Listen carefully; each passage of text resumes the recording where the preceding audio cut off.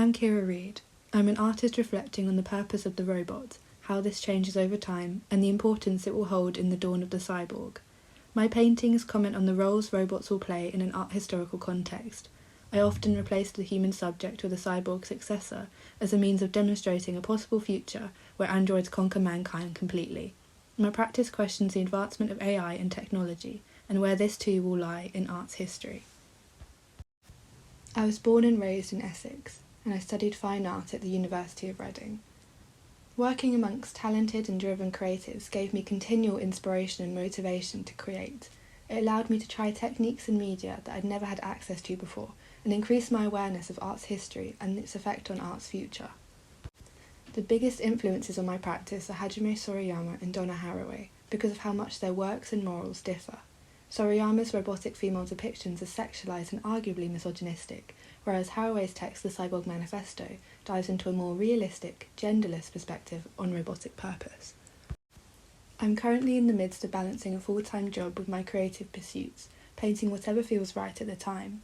Without the deadlines and structures of university, I've been making more non-thematic art, allowing myself to let out the urge to paint or draw. I've started moving away from my blanket of reimagining iconic images with the inclusion of robots, and now tend to paint everyday scenes in the life of an android, such as cyborg family portraits, and robots pouring pints behind a bar. This normality possibly stemming from entering the real world after university. I want to paint big, and I want to do it now. I just need to find the space.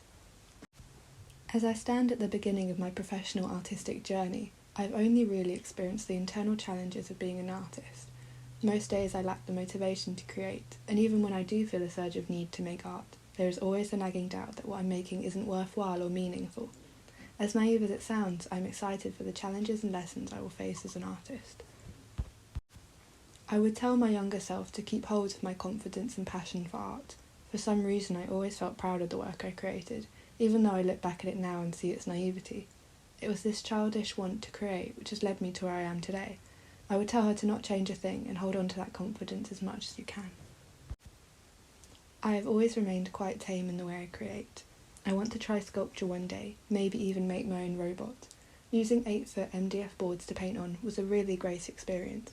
Making something that loomed over me felt empowering. Scale could play a large role in the impact of my works, so I would like to try testing the conventionality of size.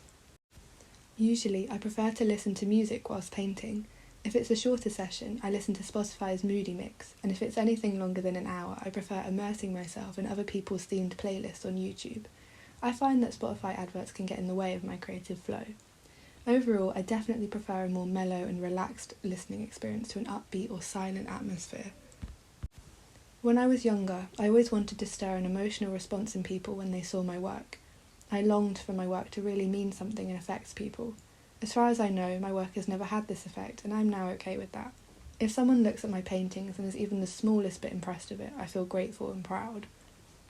I hope people see my work and think about the future of humanity, not aiming to cause an existential response, just think carefully about the possibilities and potential futures that could exist after us, or even during our lifetime. I also want them to question why artists like Hajime Sorayama choose to sexualise the android, whilst historians and writers such as Donna Haraway envision the future of robotkind as living in a post-gender world due to their sexless man-made nature.